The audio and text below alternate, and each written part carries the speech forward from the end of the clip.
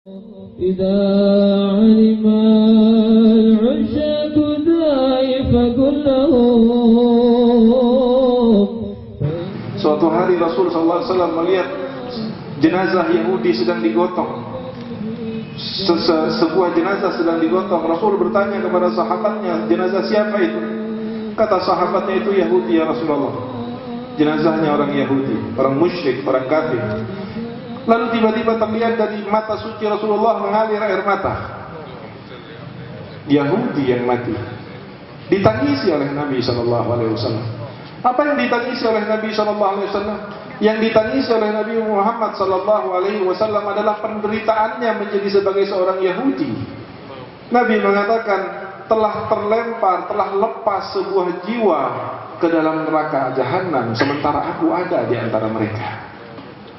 Adapun rahmatnya Rasulullah terhadap orang mukmin, Allah Subhanahu wa ta'ala sendiri yang telah memberikan stempel, dan belum pernah stempel itu disematkan kepada siapapun dari manusia hamba Allah, bahkan Nabi dan Rasul sekalipun, di mana Allah berfirman, bil mu'minina raufun rahim, bil mu'minina raufun rahim, bil mu'minina raufun rahim. Maka dengan rauf dan rahimnya Rasul sallallahu alaihi wasallam kita berkumpul di tempat ini dalam acara pembacaan sholawat dan dalam acara haul Sultanul Qulub Syekhuna, guru kita bersama Al-Habib Mundir bin Fuad bersama. Beliau orang yang lebih paham dari kita tentang rahmatnya Rasul sallallahu alaihi wasallam. Dan kalau kita ingin bertanya seberapa paham almarhum Sultanul Qulub Al-Habib Mundir terhadap rahmatnya Rasul sallallahu alaihi wasallam, maka lihatlah bagaimana dengan satu hati yang namanya Mundir Fuad Al-Musawa bisa menyatukan ribuan hati. Yang menyematkan Sultanul Qulub ini bukan orang-orang yang tidak memahami basirah, bukan orang sembarang berucap, bukan manusia yang tidak kita kenal dan dia ingin memuji, tetapi yang mengucapkan ini adalah orang yang betul-betul dihormati oleh Habib Mundir sebagai gurunya. Dan yang menyematkan Sultanul Qulub itu adalah sebuah kenyataan yang ditarik oleh Habibana Umar bin Muhammad bin Salim bin Habib, tentang bagaimana berkumpulnya di satu tempat manusia yang ratusan ribu jumlahnya. Mereka datang dari segala penjuru bukan untuk melakukan apa-apa, hanya ingin bersolawat bersama-sama, mendapatkan rahmat dan menumpahkan rindu dan cintanya kepada Rasul sallallahu alaihi wasallam. Dan yang mengenalkan kita kepada mahabbah, yang mengenalkan kita kepada salawat, yang mengenalkan kita kepada maulid, yang mengenalkan kita kepada terenyuhnya hati saat disebut nama Muhammad sallallahu alaihi wasallam adalah almarhum Habibana Mundir Al-Musawa. Jazakallah khair Habibana Mundir, yang mengajarkan kita cinta kepada Rasulullah. Beliau korbankan semuanya. Beliau korbankan waktunya, beliau korbankan hati. Ada ribuan orang yang tidak percaya bahwa sebesar Habib Mundir di ibu kota Jakarta, yang memiliki kenalan bahkan sampai kepada tingkat presiden, ternyata harus telepon ke sahabatnya di Cirebon untuk meminjam uang 100.000 guna membeli beras. Nelpon ke saya, minjem uang 100.000 untuk ditransfer, ingin membeli beras untuk keluarganya. Siapa yang akan mengira bahwa Habib Mundir tidak punya rumah sendiri dan hanya ngontrak, sementara jamaahnya ratusan ribu? Ini tidak lain ingin beliau mendekatkan kesamaan langkahnya dengan Sayyidina Muhammad sallallahu alaihi wasallam. Itu guru kalian, itu guru kita semua. Dan saya bangga, bersyukur kepada Allah. Selain sahabat-sahabat saya yang lain seperti Habib Ahmad, saya memiliki sahabat seperti Al-Habib Mundir bin Fuad Al-Musawa. Saya bersama beliau dari mulai kami berangkat dari Al-Hawi tahun 94 sampai kami pulang lagi ke Indonesia. Khidmahnya luar biasa, adabnya luar biasa, cintanya luar biasa. Pernah ketika Habibana Umar bercerita tentang bagaimana hijrahnya Nabi sallallahu alaihi wasallam ke Madinah, lalu membangun Masjid Quba, lalu setelah bangun Masjid Quba Nabi melakukan salat asar, wa fi riwayah salat duhur, lalu begitu salam Nabi langsung mengatakan falyata'akha minkum akhawaini, wahai sahabatku, hendaklah kalian mengambil persaudaraan antara kalian yang hadir di sini ini menjadi saudara fillah. Berteriak Habib Mundir. Dan alhamdulillah yang kemudian beliau pilih adalah saya. Beliau menangis di pundak saya dan mengatakan, "Ya Habib, ana adalah saudara antum di dunia wal akhirah." Dan saya pun merasa gembira, dan semakin merasa gembira, dan terus merasa gembira ketika semakin hari saya melihat bagaimana martabah insyaallah, derajatnya insyaallah Habib Mundir insyaallah akan meningkat, maka saya yang hina ini akan dimuliakan oleh Allah dengan derajat beliau yang tinggi insyaallah taala. Fajazahullah khair. Fajazahullah khair. Fajazahullah khair. Mudah-mudahan Allah membalas Habibana Mundir dengan balasan yang luar biasa. Mudah-mudahan beliau telah melihat betapa sebetulnya mencintai Nabi Muhammad SAW adalah sebuah modal yang sangat besar untuk kebersamaannya di akhirat bersama Rasulullah SAW. Dan saya yakin pada malam hari ini, jika seandainya Allah Subhanahu wa Ta'ala membukakan hijab beliau sehingga bisa menyaksikan para jamaah yang berkumpul di dalam bersolawat ini, yang notabene adalah melanjutkan usaha-usaha yang telah dilakukan oleh beliau, maka mudah-mudahan apa yang menjadi hajat kita akan dikabulkan oleh Allah pada malam ini. Apa yang menjadi musibah bagi kita dan kaum muslimin akan diangkat oleh Allah. Apa yang akan menjadi kesulitan kita akan dimudahkan oleh Allah. Penyakit kita akan disembuhkan oleh Allah.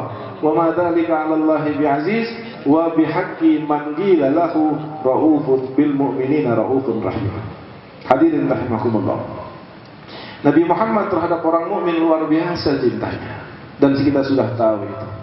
Tetapi proses perjalanan Nabi Muhammad meletakkan cinta kepada Allah dan Rasulnya di hati orang mukmin bukan dengan gampang, tetapi penuh dengan perjuangan, penuh dengan pengorbanan, penuh dengan cerita-cerita yang sedih, penuh dengan goresan-goresan kata yang membuat merinding bulu roma kita ketika kita mendengar bagaimana semulia Nabi Muhammad SAW kemudian dihinakan begitu saja, dicaci begitu saja, dilempari begitu saja, dan pernah dibaikot sampai 2 tahun, hampir 2 tahun beliau tidak mampu untuk keluar daripada Syekh bersama keluarganya. Sampai sebagian ahli sejarah mengatakan agak kebiruan badan Nabi Muhammad SAW karena Nabi hanya bisa makan daun-daunan kering yang ada di padang pasir. Kenapa Nabi Muhammad yang dicinta kemudian menjadi dibenci? Kenapa Nabi Muhammad yang disayang kemudian menjadi dihina, yang dimuliakan menjadi dinistakan, yang tadinya kaya menjadi miskin, yang tadinya dipuja menjadi bulan-bulanan daripada orang-orang yang kafir? Kenapa demikian? Apa yang menjadi tujuan Nabi Muhammad SAW? Nabi bukan malaikat, Nabi adalah manusia. Nabi yang juga kalau dia merasakan kegembiraan, dia kesenangan, beliau akan senang. Beliau ketika merasakan penderitaan, beliau akan sedih. Tetapi kenapa semua ini dikerjakan oleh Rasulullah? Tidak dipedulikan apa yang akan terjadi kepadanya oleh Nabi kita Muhammad SAW? Alasannya satu. Dan alasan itu yang dipertahankan oleh Nabi Muhammad ketika surat Ad-Duha turun kepada beliau, dan Allah mengatakan wala saufa yu'tika rabbuka fatarda. Allah nanti akan memberikan sesuatu kepada engkau wahai Nabi Muhammad, kata Jibril, dan kamu akan senang. Spontan Nabi Muhammad, tanpa berpikir lagi, sesuatu yang memang menjadi pikiran dan kegiatannya setiap hari. Nabi Muhammad ketika Jibril datang memberikan kabar gembira tentang kesenangan yang akan diberikan kepadanya di akhirat, apa jawab Nabi? Spontan Rasul mengatakan, "Idzan la arda ahadun min ummati yadkhulun nar." Jibril, kalau bahasa kita, Jibril, tolong sampaikan kepada Allah yang Maha Tahu, Muhammad tidak akan pernah senang dengan surga. Muhammad tidak akan pernah senang dengan bidadari. Muhammad tidak akan pernah senang dengan istana.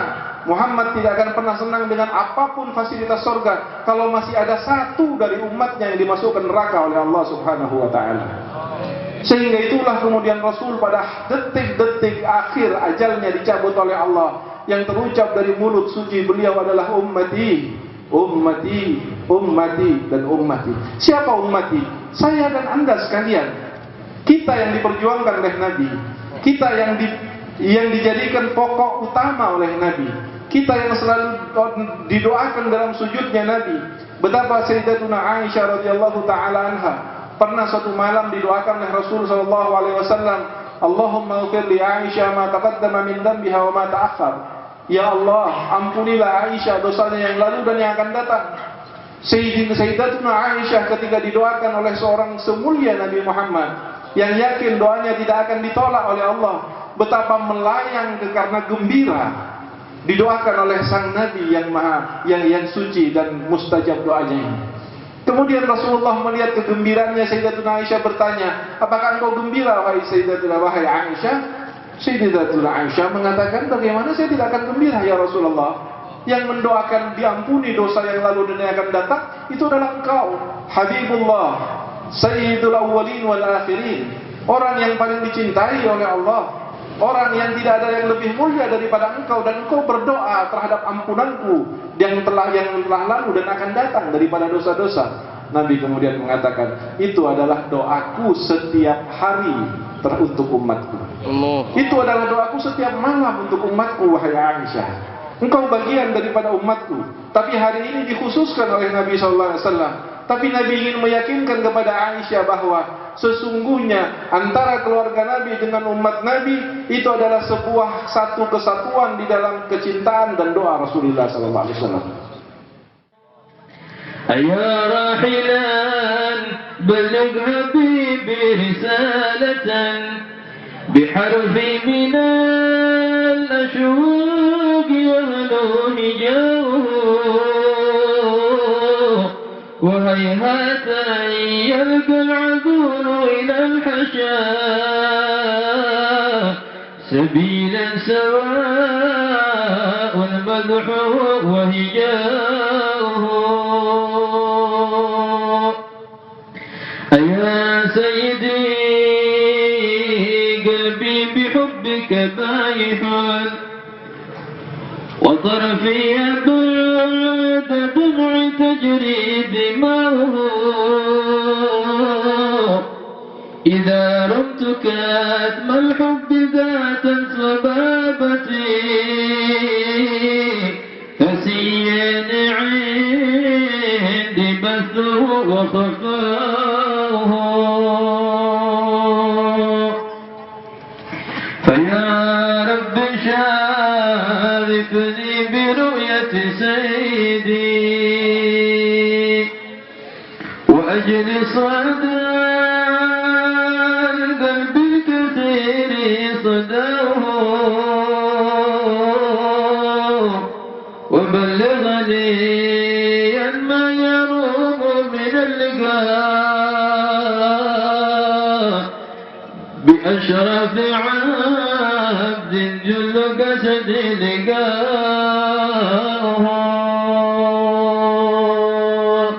فيا رب شارفني برؤية سيدي وأجر صدى القلب الكثير صداه وبلغني ما يروم من اللقاء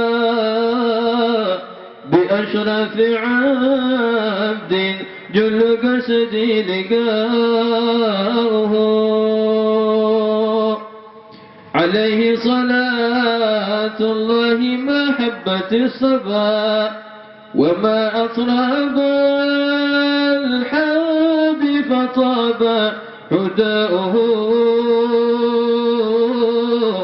مع الآل والأصحاب ما قال منشد